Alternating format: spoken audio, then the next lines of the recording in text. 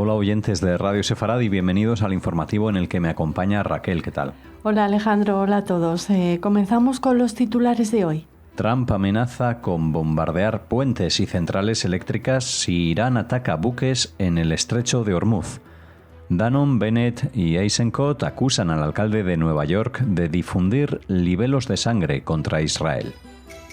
Repunte de incidentes antisemitas en España. Nos retrotrae al Holocausto. Condena de la Fundación Ledo Orbador en Mallorca y detención por vandalismo antisemita en Valencia. El gobierno español defiende al Museo Thyssen frente a la ley estadounidense sobre arte expoliado durante el Holocausto. Estos son los temas que les invitamos a escuchar hoy aquí en Radio Sefarad. Comenzamos el informativo hablando del presidente de Estados Unidos, Donald Trump. Advirtió que por cada ataque iraní contra un buque en el estrecho de Hormuz mediante misiles, drones o cualquier otro tipo de armamento, Estados Unidos responderá destruyendo un puente o una central eléctrica en territorio iraní. El mandatario estadounidense realizó la amenaza en un mensaje publicado en la red Truth Social en un contexto de creciente tensión en una de las rutas marítimas más estratégicas del mundo para el comercio energético. Trump justificó esta política de represalias como un intento de garantizar la libertad de navegación y disuadir a Teherán de atacar el tráfico marítimo internacional. Sus declaraciones llegan tras nuevos incidentes en el estrecho de Hormuz y en medio de una escalada militar entre Washington y Teherán. La amenaza supone una nueva escalada en el lenguaje de la administración estadounidense al plantear ataques contra infraestructuras esenciales civiles como respuesta a acciones iraníes en Hormuz. Diversos expertos en derecho internacional han advertido de que las centrales eléctricas y otras infraestructuras civiles solo pueden ser objeto de ataques bajo circunstancias muy concretas, conforme al derecho internacional humanitario, por lo que este tipo de declaraciones alimenta la preocupación por una mayor ampliación del conflicto. Seguimos hablando de Estados Unidos en nuestra próxima noticia. El embajador de Israel ante la ONU, Dani Danon, el ex primer ministro Naftali Bennett y el ex jefe del Estado Mayor, Gadi Eisenkot, han condenado las declaraciones del alcalde de Nueva York, Zohran Mamdani, quien calificó al primer ministro Benjamin Netanyahu de criminal de guerra y lo acusó de cometer un supuesto genocidio contra el pueblo palestino. Mamdani afirmó este martes en un vídeo difundido en sus redes sociales que el primer ministro israelí Benjamin Netanyahu no es bienvenido en la ciudad y pidió al gobierno federal que ejecute la orden de arresto emitida contra él por la Corte Penal Internacional, aunque reconoció que las autoridades de su ciudad no tienen potestad legal independiente para hacerla cumplir. Danon respondió pidiendo al alcalde que deje de difundir libelos de sangre y de atacar a las organizaciones judías, recordándole que su responsabilidad es gobernar la ciudad de Nueva York y no difundir la propaganda de Hamás. Bennett afirmó que Mamdani se ha situado en el lado equivocado de la historia, al tiempo que recordó que Israel libra una guerra contra una organización terrorista responsable de la masacre del 7 de octubre de 2023.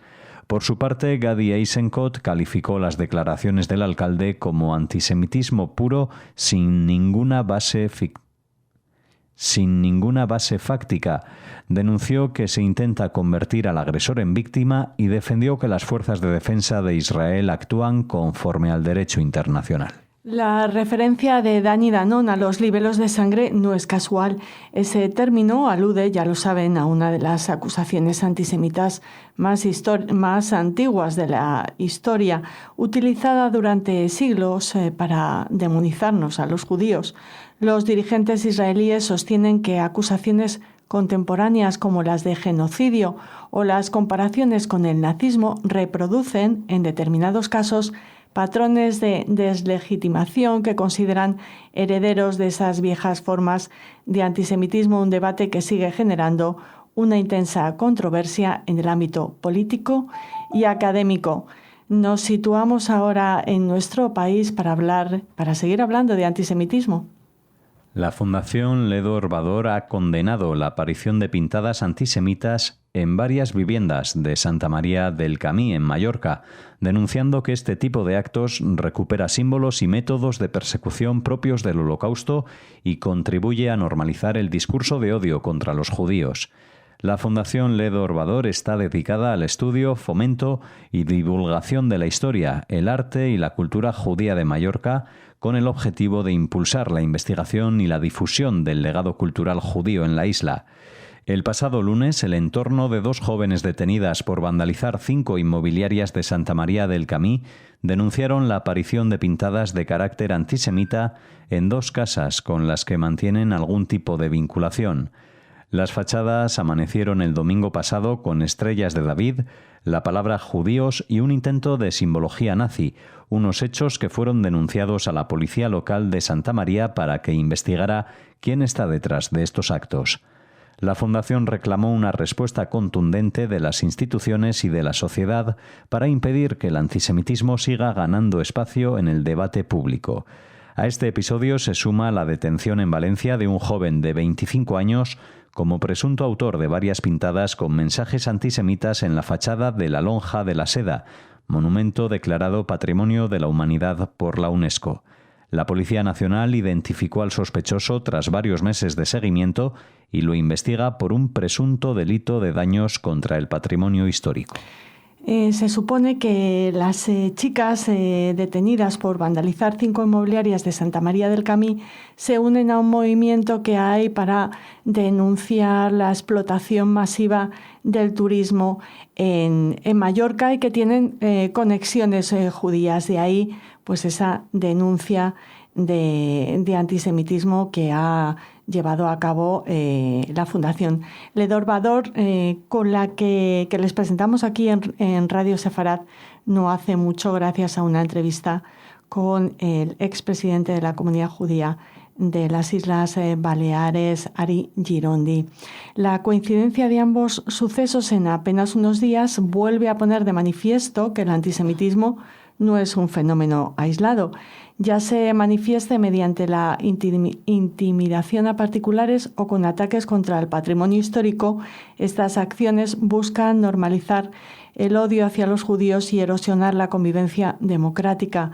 Las organizaciones judías insistimos en que la respuesta debe ser firme, tanto desde el ámbito judicial como desde la educación y la sensibilización social.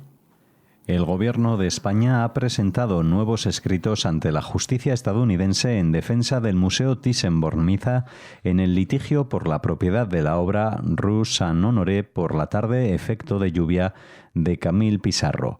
El Ejecutivo considera improcedente la aplicación al caso de la reforma de la ley Here Holocaust Expropriated Art Recovery Act, impulsada por la administración Trump, al entender que supondría una injerencia en la soberanía jurídica española y perjudicaría los intereses del Estado. España sostiene que el litigio debe resolverse conforme al derecho español, que reconoce la adquisición de buena fe realizada por el barón Hans Heinrich Thyssen-Bornemisza antes de que la colección pasara a formar parte del Museo madrileño. La defensa se produce después de que la reforma de la ley estadounidense ampliara las posibilidades de reclamar obras expoliadas durante el nazismo. El cuadro es Rue Saint-Honoré por la tarde, efecto de lluvia, de 1897, de Camille Pissarro. Pertenecía a Lili Casirer, miembro de una conocida familia judía alemana. En 1939, el régimen nazi la obligó a entregar el cuadro a cambio de un visado para abandonar Alemania. Jurídicamente no se considera una venta libre, sino una transmisión forzada en el contexto de la persecución antisemita. Hemos hablado muchas veces en Radio Sefarad de este caso del Pissarro del Museo Thyssen, que sigue siendo uno de los litigios más relevantes sobre restitución de obras expoliadas durante la Shoah. En él confluyen 2 principios complicados de conciliar: el derecho de las víctimas y sus herederos a recuperar los bienes confiscados por el nazismo y la seguridad jurídica de las colecciones adquiridas posteriormente conforme a la legislación vigente en países como España. La Federación de Comunidades Judías de España ha sostenido, entre otras cuestiones, que existían indicios suficientes para entender que quienes adquirieron posteriormente la obra debían haber conocido los problemas de procedencia del cuadro y que por ello no podía hablarse de una adquisición plenamente de buena fe.